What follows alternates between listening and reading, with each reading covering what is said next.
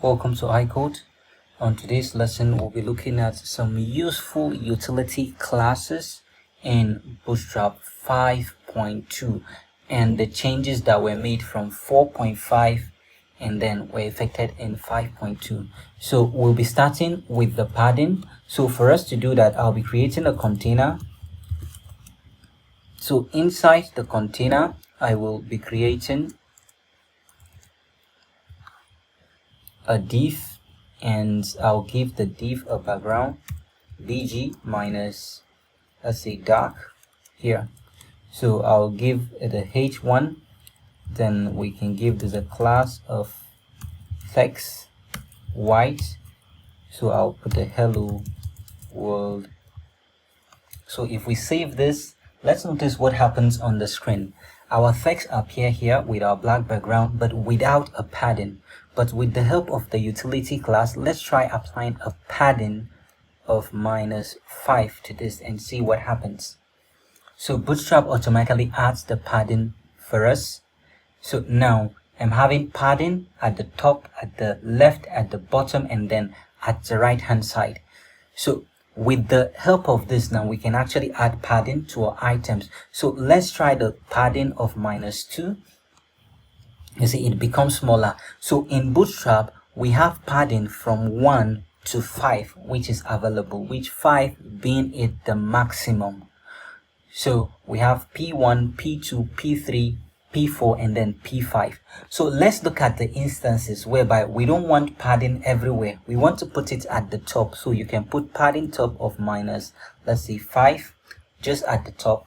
You see, we have that at the top alone. So when we need it at the bottom, what you need to do is padding bottom. We save that, and then we have padding at the bottom alone. So in Bootstrap 4.5, we have padding left, which will automatically add the padding on the left hand side. But at this point now, putting that in 5.2 does not give us any effect. It means that class is deprecated. It is obsolete. It is no longer used. They converted it to PS, which is the padding start. So you see, after adding the PS, we get a padding start on the left hand side, which means the PL is no longer available. So the same thing with the padding on the right, which is PE now, but because we're having enough space here, I'm not going to see the effect. Once we get to the margin, we'll see the clear effect of that. So we also have a utility class that is not explored by other developer, let's say the PY. What this PY does is that it gives us padding at the top and also at the bottom. So if I save this, you notice I'm having padding at the top here and also at the bottom here. So you can imagine your graph. On your graph, you have the y-axis. The y-axis has the top and also the bottom part. So what of the x now? Let's look at the x. The x in your graph has a margin, a left hand side and then the right hand side. So that is what happened when we change this to px. It gives us a padding on the left and also on the right hand side. So this is how to explore the padding class. So the next one we want to use is the margin.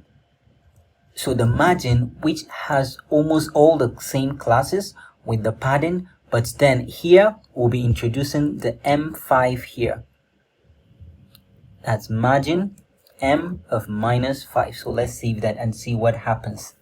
So you notice now I'm having margin at the top and then at the left, at the bottom, and then at the right hand side by putting M. So if we're putting margin of size -5, so let's say we want to reduce this to -2, you see we get a smaller margin, then the space then reduce. So we can say, okay, we just want the padding at the top. So I could put P, let's make it 5 so that it will be obvious. So you see we have padding at the top. You look at my left and right, there is no padding applied there. So now let's come down here and say, okay, we just want it on the right. So if we want it on the right, we're going to use the PE, padding end, because we said it was changed from MR to ME. So if I save this, you see our margin is applied on the right hand side. So if I want it on the left, I would change this to MS. save this, and then we have our margin on the left hand side. So what if I want it on the left and also on the right? So you remember we said we have mx here that will do that on the left and also on the right. If we save this, you see we are having that on the left and also on the right. The same thing my here. If we save this, it applies it at the top and also at the bottom, but because of the extra spacing here, we're not able to see that. So that is it for the margin. So let's look at the rounded class that was added. So I can paste this here. So let's take this particular instance. So instead of using I will use the P here. So notice that we're having a margin here. Don't forget we're having an my here, margin top and bottom, top here and then the bottom we've been talking about. So that is why we're having a space here. So right now we want to illustrate how to use the rounded. So let's say I want to give a border radius to this my item here. What I need to do here is on this I'll give it a rounded of minus, let's see, 5, which is the maximum. If I save this, and let's see, we have our curved edges here. So let's try the minus 3. Then I think I would just do this. You see, that's reduced that. We also have rounded of minus 0. So let's take an instance where the rounded minus 0 becomes useful. So this I'll keep minus 3 here. So let's say I'm creating a button here, button.btn minus primary. We're creating a button here, hello world. So now you see I have a button here, but this button automatically comes with a border radius here. So what if we don't want to use the border radius? So we can now use this particular example, rounded minus 0. You notice now I'm having a flat design. This is not just applicable to the button. So let's create a div here, and then I'll just create an input, a random input. We give it a class of form control. So let's save that and see. So I also have this my input here. If you look at it, it has a rounded edge. What if I want to make it flat as this? I can also introduce the rounded minus 0 here. Save this, and you notice I have my flat design now. So let's use the margin class equals to what we just learned. So let's use my minus 3 so that it will give it margin at the top and also at the bottom. You see, now we are applying what we've just learned. So let's just give this a placeholder so that it doesn't look like a box here. So we can put a username in here. So I have a username. So placeholder equals to username. So now we're having username in here, and then we have a button. So we can just swap the positions here so that it looks good. So we can change this. Instead of, we can say proceed here, and then we have this design here that takes in the username hello world and takes in your username, and then we add it. So let's also look at the display. So I will copy this container, copy, then we have a container for this display. So let's paste it here. So on this display we're having, so we can put learn Bootstrap here. If I should save this, I think we have our other container here, which is not style. And don't forget, this container has a my here. So I'm having a margin y, and then so right now what we want to do here is, you see, I'm having an my here. So that's why we're having this extra space in here, because of the my here.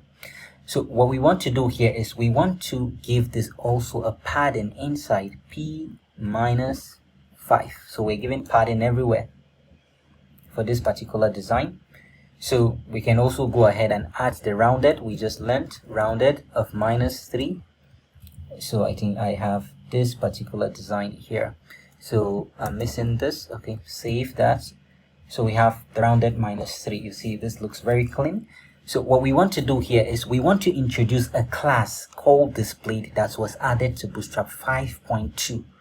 So here I can use display minus 1, which happens to be the biggest. what it's going to do here is, you see, it's going to increase the size of my text here. So we have, for all our classes, you notice we said 5 is the maximum, but because in our headers we have H1 to H6, this allows me to have a H6 tag for the display. So you see, this is the H6 on the screen. So now I can change this to H2, save that. You see, we have this. So for this, let's also look at other things that can be explored. We also have a class, so I would add this. We have some fonts classes that were added in Bootstrap 5. So let's do this. I'll create a paragraph. So I'll just put, hello world, I am learning Bootstrap here. So we can give this a class of, let's give it a text white, text minus white, so that we can see the effect very well. So if I save this, I think we should see, hello world, I'm learning Bootstrap. So there are scenarios whereby we want to make this bold. So what Bootstrap did was that they introduced a class called font weight minus, I can put bold here. So if we save this, you notice our text becomes thicker, a little bit more bold. So aside this, they introduced the font style type. So now on the font style type, I can decide to put italics here, save this, and then you see we have an italics text here. So these are some of the utility classes that were introduced and some of the changes that was made in Bootstrap 5.2. So I'll be releasing a video to list out almost all the changes, all the classes that were removed in Bootstrap 4.5 and the new replacement in Bootstrap 5.2. So we'll be stopping here.